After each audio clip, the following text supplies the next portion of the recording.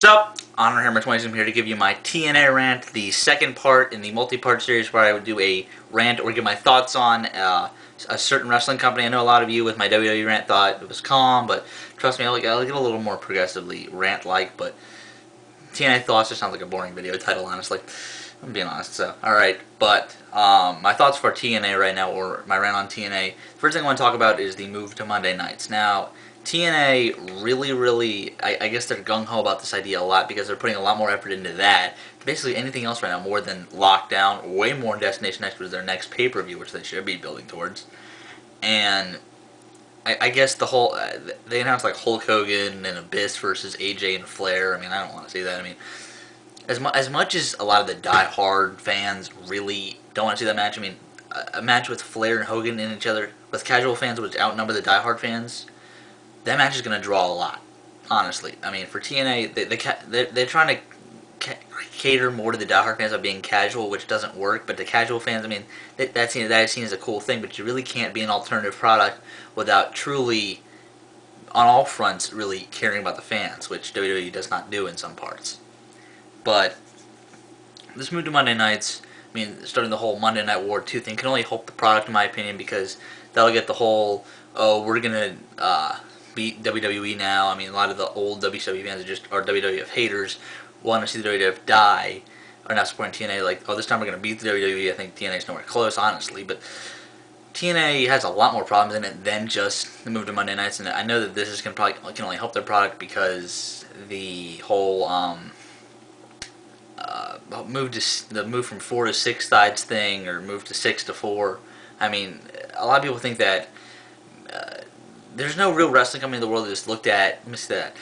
There's no real wrestling company in the world that is looked at as legit and is a real awesome wrestling product that is a very mainstream wrestling product that has 6 sides and uses it consistently.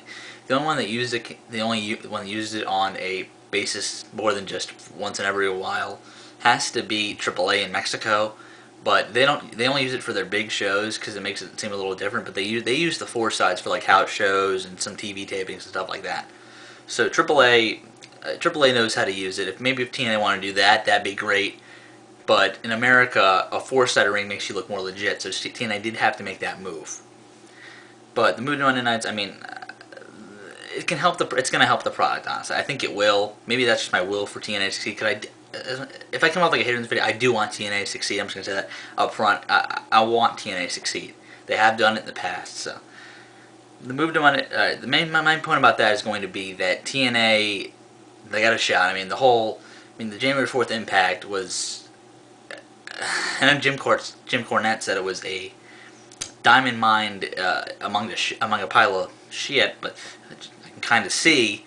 But on that show, if you minus all the crap there was a lot of, you have kind of a good wrestling product. I don't know why you had to advertise false matches or anything like that, but I just feel that TNA, I mean, there are people in that roster and a little bit of people that are backstage, like D'Lo Brown is a great wrestling mind, but he's a road agent, but there are some people backstage that know what they're doing, so hopefully they can get things turned around right and look like a real alternative product, which I'll give my thoughts on more of later in the video. Now, TNA Destination X 2010, I wish they would have a pitch counter going head-to-head of how many times I mentioned Lockdown, which is a month away, or more than a month away, and Destination X, which is their next pay-per-view on March 21st. Now, I would say the build toward Destination X is non-existent. I would try if you're gung-ho making Destination X like a all X Division pay-per-view, I would not mind seeing like them having, like, I guess, a loophole around that, maybe having an X Division star, maybe your top X Division guy, maybe like an Alex Shelley challenging AJ Styles for the belt, maybe like a match that I know people know that AJ Styles are going to win, but they might not care about that because they think that Styles and Shelley can put on such a great match together. Sabin would be another guy like that. Maybe Kazarian returning because he's hot because he's returning. He was Suicide, but maybe someone like that. Maybe Nigel McGuinness. Desmond Wolfe. That was his indie wrestling name, but. And there can be like an X Men tag team challenging for the tag titles. You gotta have an Ultimate X in there, maybe an Elevation X, which is a scaffold match.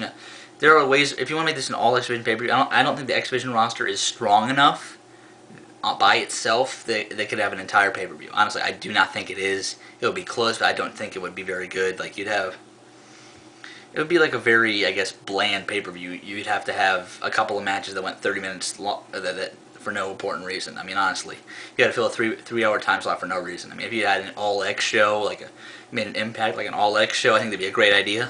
But anyway, but there are tons of matches you can do. Maybe or incorporate like a heavyweight versus X Division theme, like Amazing Red versus Joe. Honestly, something like that. So Lockdown will be in the St. Louis area for 2010. They are building toward this thing. They've been doing it since January in parts. It's one of their big 3 pay-per-views along with Slammiversary and Bound for Glory. TNA really is going on this thing. I mean, the prices are through the roof for tickets. If I lived in the St. Louis area, if I would be going, I would be sitting way far back because I don't think nowhere near the price for tickets is worth what they're charging. So, but that's just me.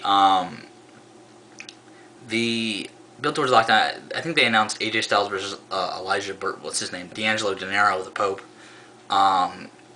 for that main event. I mean, I think that match can be a breakout match. That match can make D'Angelo Gennaro. They might do a title change there. I think that'd be excellent if they did a title change. I wouldn't be surprised if they actually didn't.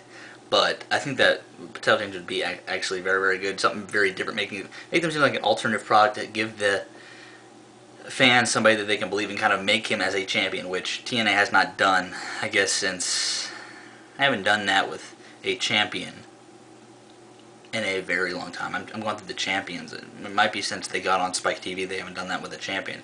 If Monty Brown was champion, they would have done it with him. Christian Cage was already built. I really can't think of anybody off the top of my head that really was built as a champ through with the title, given a proper build to seem like the guy in your company with the world title. Maybe since AJ won it the first time, honestly. But if you give the Lethal Lockdown match, which I guess is the most closest thing to War Games that we have, that match will be good. So honestly, I'm looking forward to Lockdown, and hopefully it does deliver, because Lockdown is something different, and I do like the idea. So, but I want to mention this briefly. TNA House Shows. Their numbers are horrid. They can do definitely better. Ring of Honor sometimes does better numbers with way less advertising. I mean, honestly, there are towns you can go to, TNA, that you're not going to. I know there's some towns that might just have TNA haters in them, but you can avoid that. You haven't done a house show in the Baltimore, D.C. area yet. I mean, you've come to Southern Virginia, like Norfolk, but honestly, there are a ton of great wrestling fans in this area, and you just ignore us. Like, if you did one in, like, maybe Rockville, Maryland, it's halfway between Baltimore and D.C. I mean, honestly, you'd have a ton of great wrestling fans at that show, and there are places that's kind of like has a lot of great buildings in it. It's kind of like suburban D.C., so you have a lot of nice buildings. And maybe if you did it in Bethesda, Maryland, maybe someplace in Manassas, Virginia, where Ring of Honor holds their shows. So there are a lot of towns around the Baltimore, D.C. area where you can run a show, but you don't. I mean, there are definitely other areas like that you ignore. I don't get that.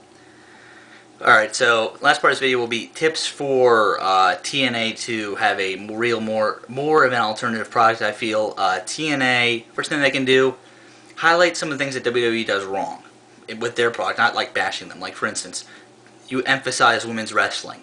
You lost the best worker probably in the world right now, or one of the two, an Awesome Kong. She's no longer with your company, so that's going to take a huge hit, but there are other women you can bring in. You have one of the best workers in the world again in Hamada in your company. You can maybe sign Sarah Del Rey.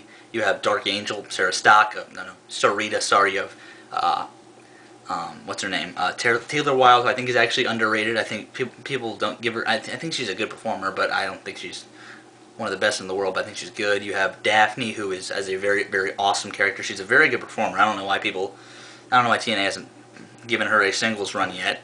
You have, who else? ODB's okay. You have Tara, I guess. She's good. Another thing you can highlight is the X division. You can do that through the Destination X pay-per-view, because WWE no longer has a cruiserweight division, so highlight that. And also you can highlight tag team wrestling. Basically, WWE tag team division is kind of crap. They're creating tag teams. Like, their tag teams right now have been a tag team for about a month. The number one contenders, if you read the SmackDown spoilers, is like one of their first times teaming together. Chris Jericho and Big Show, the first time they teamed together, they won the tag team championship. I mean, if you give the Motor City Machine Guns a long title reign, it's going to show that you're different than WWE, and you can definitely. I mean, those are two great performers, honestly. You've seen their best match this year was a 4.5-star match they had in Japan, honestly. If TNA can do that in their product, that'd be great. Alright, give me your thoughts on this. I'll see you guys later.